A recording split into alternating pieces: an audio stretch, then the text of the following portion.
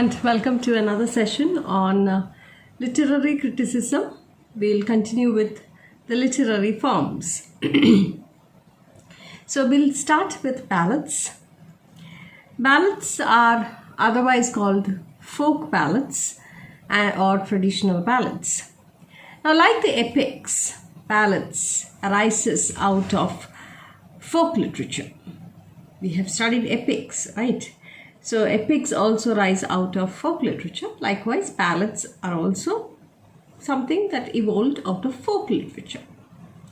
And therefore, we can consider it as the oldest form in English. Originally, it was sung from village to village to the accompaniment of a harp or a fiddle by these strolling singers or bands of singers who earned a living in that way. They were called the minstrels, and they usually sang in the chimney corner of the farmhouse or on the village fields, where there would be eager listeners. They would have listeners. So they were called minstrels, and they usually sang in chimney corners of the farmhouse or in the fields or the village fields, where they would have listeners. The listeners would come there and gather around them, and they would listen to these songs sung by these minstrels. Now, you find a lot of ballads in English literature. You have Scott's Lay of the Last Minstrel, where you see him, he is being welcomed into the minstrel is welcomed into the castle hall. And otherwise the minstrels, so the where it takes place depends on the poet's mood. Now here, first and foremost, you have to understand that this is the oldest form of literature, and hence it was in the oral form. And therefore, Scott, if you look at Scott's ballad, they are the modern version of ballads, not the old traditional ballads, or that they are traditional ballads only, but they have been retold in a different way. So there you find him that the minstrel is welcomed into the castle hall. Whereas if you look at the earlier or the past, in the past, where they used to sing these songs were near these farmhouses or the fields. And also, in the past, these songs were also perhaps accompanied by dance, because or maybe it is like crude tribal dance, because the name, if you look at the name ballad itself, the name ballad itself suggests etymologically it means dancing song. So perhaps this ballad could have been these songs which were accompanied by some crude tribal dance also. But and also, before this printing was invented, it was handed down from one generation to another by oral tradition, and each one was characteristic of its locality as well as the social conditions in it. So if you look at these ballads, you will find the social conditions as well as the locality to which it is based. Okay.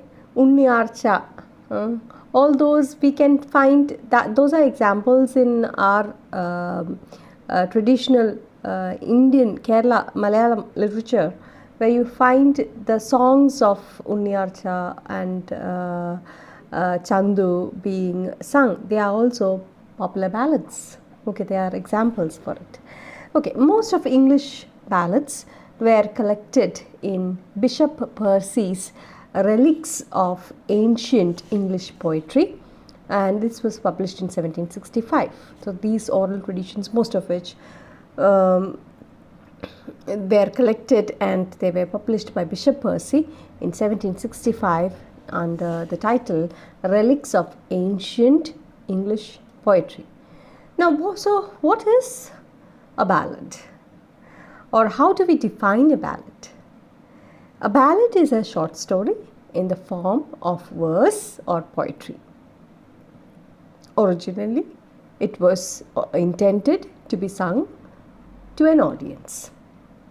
Since it develops at an early stage in main cultural or it is of past cultural evolution, its subjects are always deeds than thoughts. They are not thoughts that is being dealt here, but the deeds committed by people, the good deeds.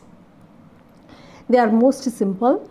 They could be either good deeds or tragic things that has happened. Anyway, it's to do with their deeds. They are most simple and mostly about war, about rivalry, about feud, about thrilling adventure or a family disaster, love and war and life as such. So these tales are usually fierce and tragic, and mostly they use the supernatural element in it. A singer who learns and repeats an oral tradition is apt to introduce changes in both the text and also the tune, and it exists in different various forms. Typically, popular ballad is dramatic, it is condensed, and it is impersonal. The most common stanza form is called the ballad stanza or the ballad measure. It is either called ballad stanza or the ballad measure, where a quatrain in which the last and the third line of the poem or of the ballad are 4-foot iambic. I'll just show you an example. There lived a wife at Usher's Well. A wheel thy wife was she. She had 3 stout and stalwart sons and sent them o'er the sea. So if you look at this, there lived is the one unstressed followed by the stressed. Then you have again an unstressed followed by the stressed, unstressed followed by the stressed, unstressed followed by the stressed. So totally how many you have? You have 1, 2, 3, 4 feet. So 2 iambs make 1 foot, right? So likewise in the second line you have 3 feet. In the fourth line you have 4 feet, and then you have again in the third line you have 4 feet, and the last, that is the fourth line, you have 3 feet. So many ballads employ set formulas. I'm pretty sure you know iambic pentameter and what a foot is. So I am not going into detail about to explain all those things. Many ballads employ set formulas. This helps the singer remember the course of the song. There are stock descriptive phrases like blood red wine, milk white steed. So all these are repeated, or they have these formulas which help them to remember, and they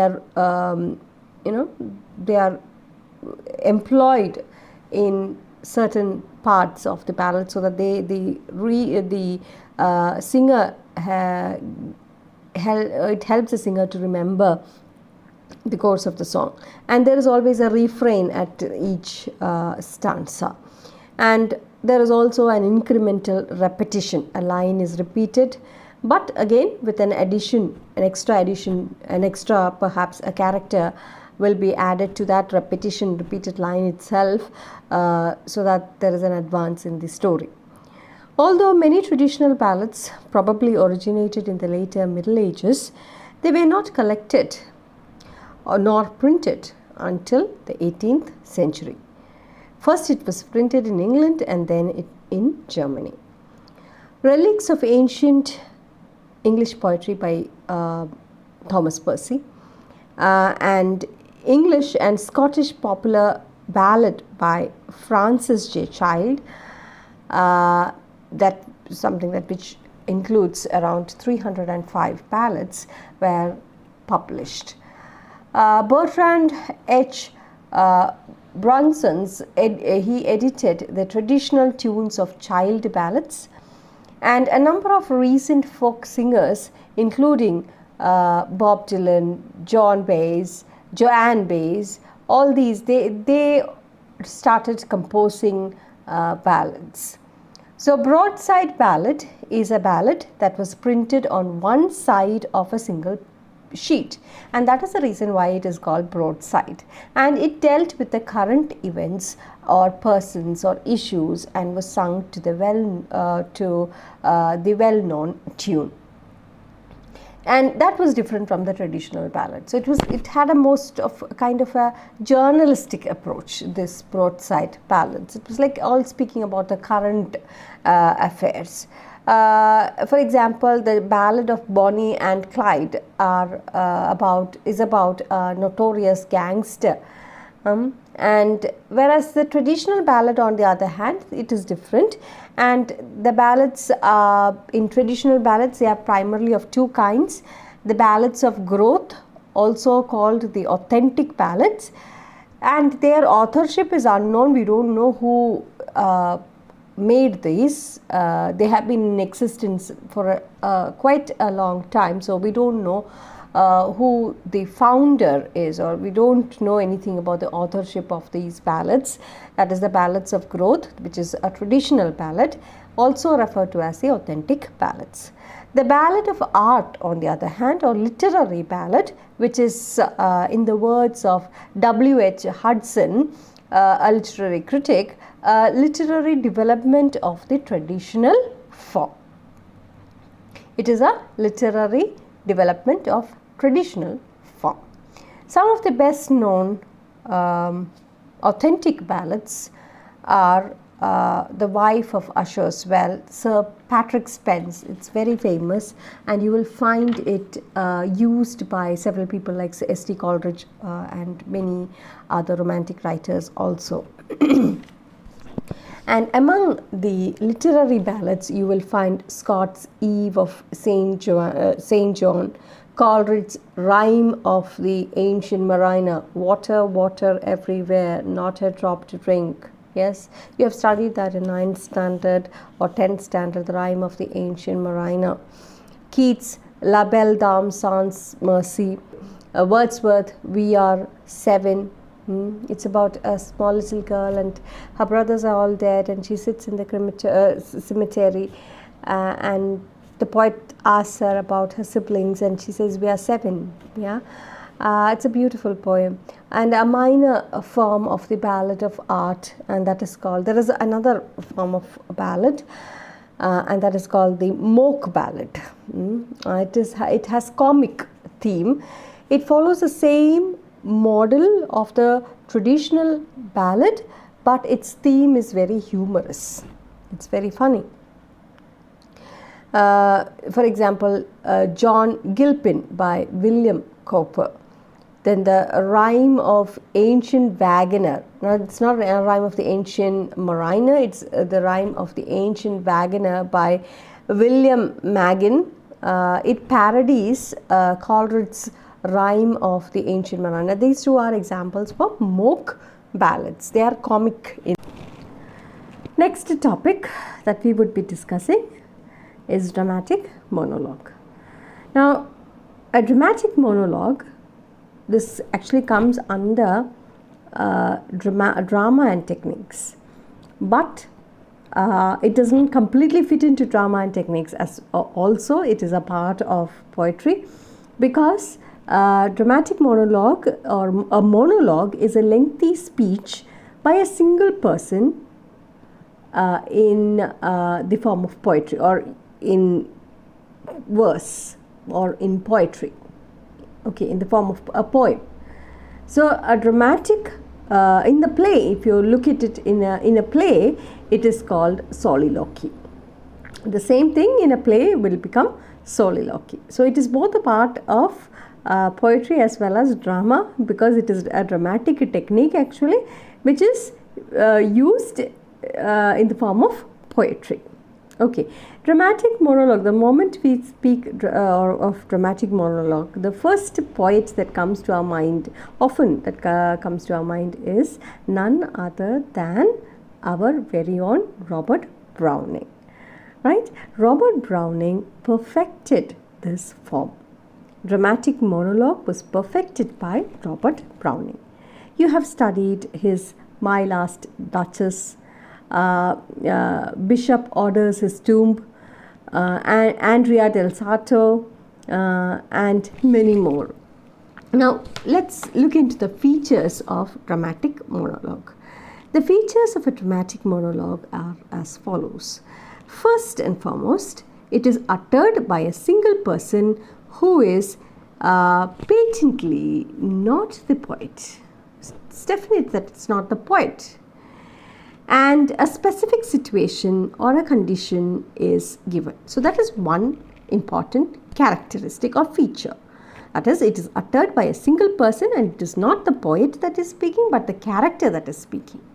Alright, and a specific situation or a condition is also portrayed to us.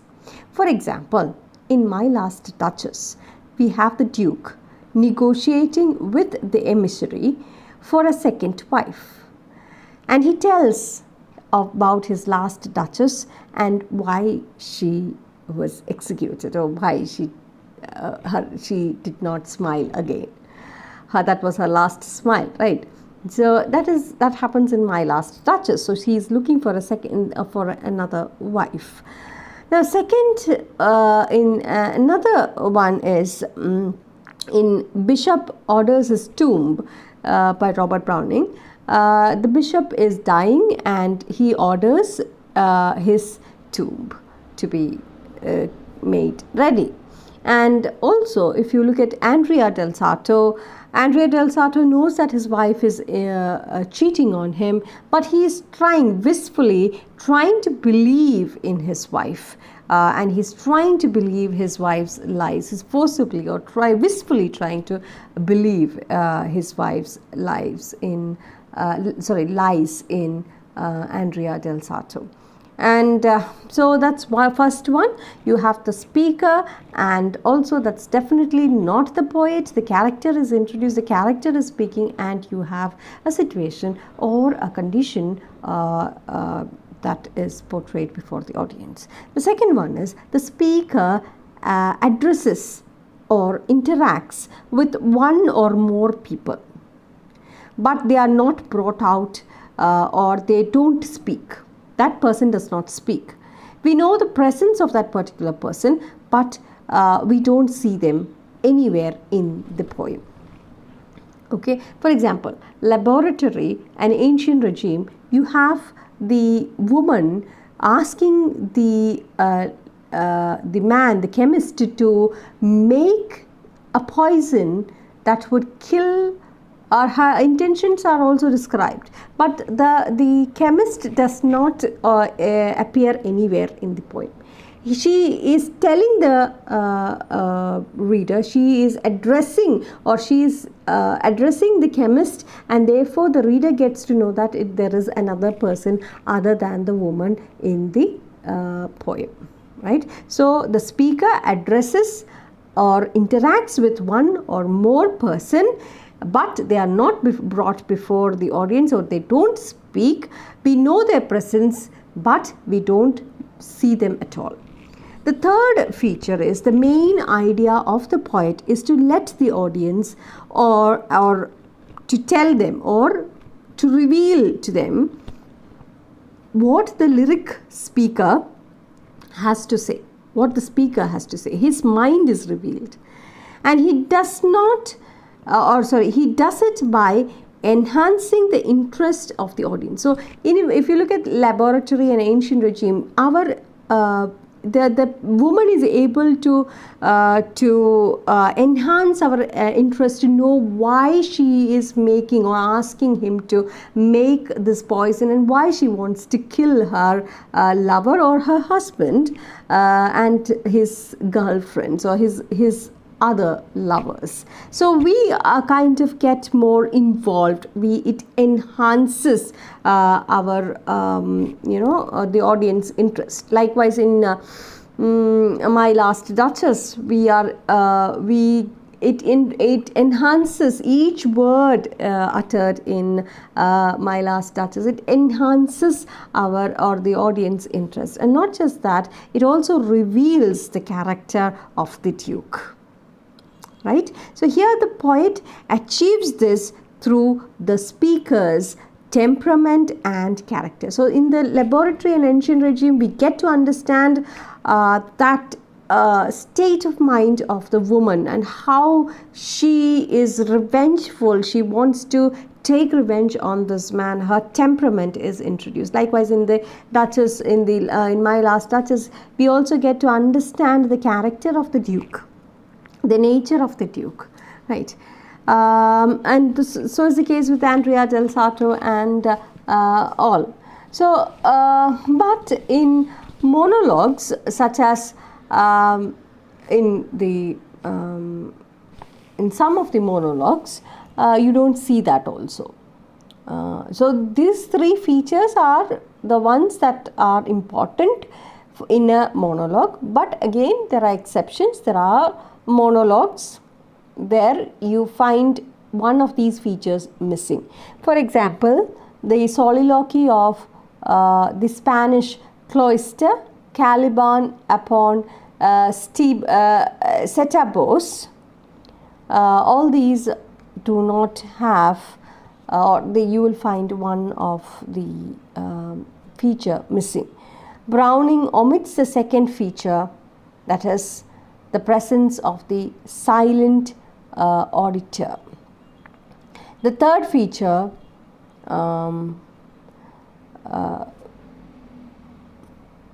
that is the focus on self-revelation, is used to make a distinction between dramatic monologue and dramatic lyric. Now there is a difference between dramatic monologue and dramatic lyric. For example, if you look at Donne's canonization and The Flea, they are dramatic lyrics, they are not dramatic monologues.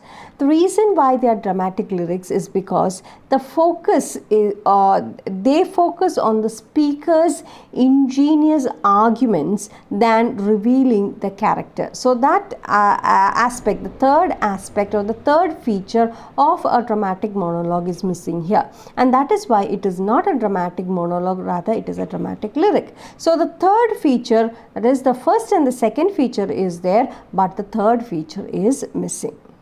Okay, another thing, we may find certain poems that looks like dramatic monologues, but they are not dramatic monologues, because if you again we have to clearly follow, to make it a dramatic monologue, they have to clearly follow these three features. So if any one of these features is missing, then you can't exactly, especially the third feature, if it's missing, you cannot call it a dramatic monologue, it becomes a dramatic lyric. That's what I told you, canonization and The Flea. Another one is Wordsworth's Tintern Abbey. Wordsworth's Tintern Abbey, it is spoken by the poet. There's only a single person, and his sister Dorothy is a silent auditor, but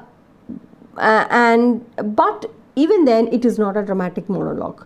The reason is because we are invited to identify the speaker with the poet himself. So when we read, we understand that the person we get to know who the person is, because the person is none other than the poet. In a dramatic monologue, we understand that the speaker is this speaker, whoever is speaking, the character is definitely not the poet. So here in Wordsworth's Tintern Abbey, we get to know that it is Wordsworth who is speaking about. Therefore, we cannot call him, or we cannot call Tintern Abbey a dramatic monologue. So it is also, it is not about the revelation of the speaker's temperament. The temperament of the speaker is not revealed as well. And therefore, it does not fit, or it cannot be called or classified a dramatic monologue. And besides, Tinternabé is all about memories, about thoughts, about emotional problems and its resolution. So all this is not a part of dramatic monologue. All right. Now, which are the famous dramatic monologues of English literature? Some of the most famous poems or poets, in fact, you will have Tennyson, not poems, poets. You have Tennyson, and you have Hilda Doolittle, H.D., otherwise referred to as H.D. You have Amy Lowell, you have Robert Frost, you have Ezra Pound, Robert Lowell, and so on. The best known modern instance of dramatic monologue would be T.S. Eliot, the love song of J. Alfred Prufrock, which was published in 1915. All right. Now the next topic that we would discuss is melodrama. Now melodrama is actually a debased form of tragedy. Just like farce is a debased form of comedy or a coarser form of comedy, just like that, melodrama is also a debased form of tragedy. Originally, it had a prominent position and it was very popular also in the beginnings, and but now this word is reserved for a play which crudely depends on sensational type, and it speaks more or gives more importance on physical actions, purely theatrical language and behavior, and also naive sentiments. And the characters in it are mere puppets in a very extravagant story or of crime, revenge, evil, like gambling, smoking, drinking, and also lost wills, missing heirs, and so on and so forth. Drama came into prominence in the 18th century and was amazingly popular with the it was popular in the 19th century, but there are certain elements of melodrama in the earlier plays also. Like for example, you have Thomas Kyd's Spanish Tragedy and also John Webster's Duchess of Malfi. Now these plays have entered, but anyway, these plays, though it has a lot of melodrama in it, Kyd's Spanish Tragedy and also Webster's Duchess of Malfi has already entered the literary canon, and they are there to stay. They will never be eliminated from the literary canon. But many of the melodramatic Victorian novels are not like that. Plays are not like that. Many of the Victorian plays got eliminated because of this, too much of sensational, dramatic, melodramatic elements in it. They were chiefly noted for their wonderful scenic devices that they have used in the representation of railway accidents, shipwrecks, fires, floods, earthquakes, and other calamities.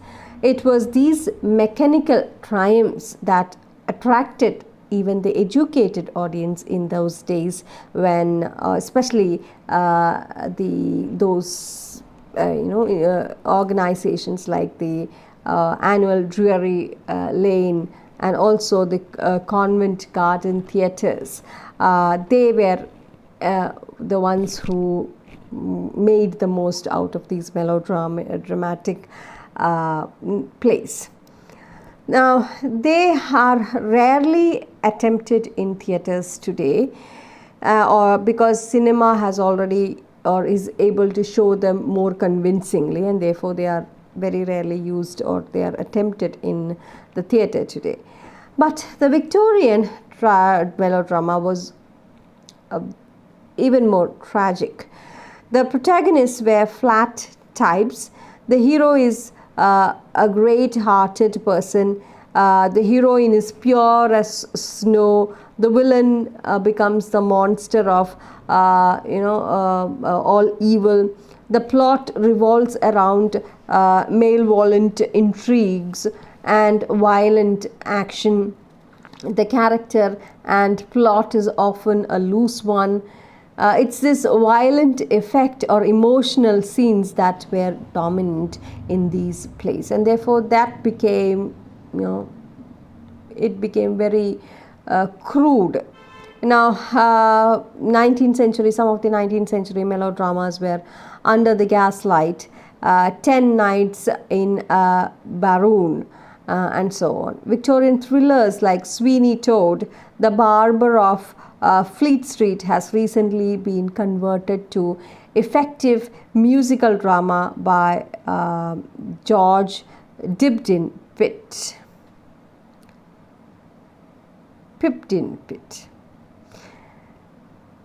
So the term melodrama and melodramatic is now extended to any literary work or episode, whether drama or prose fiction, which relies mainly on such implausible events and sensational actions, be it drama or prose fiction. So anything which has a lot of sensation, a lot of implausible events are mostly referred to as melodrama, and it's mostly used in a very derogative manner as well. So we'll stop here. Thank you and keep safe.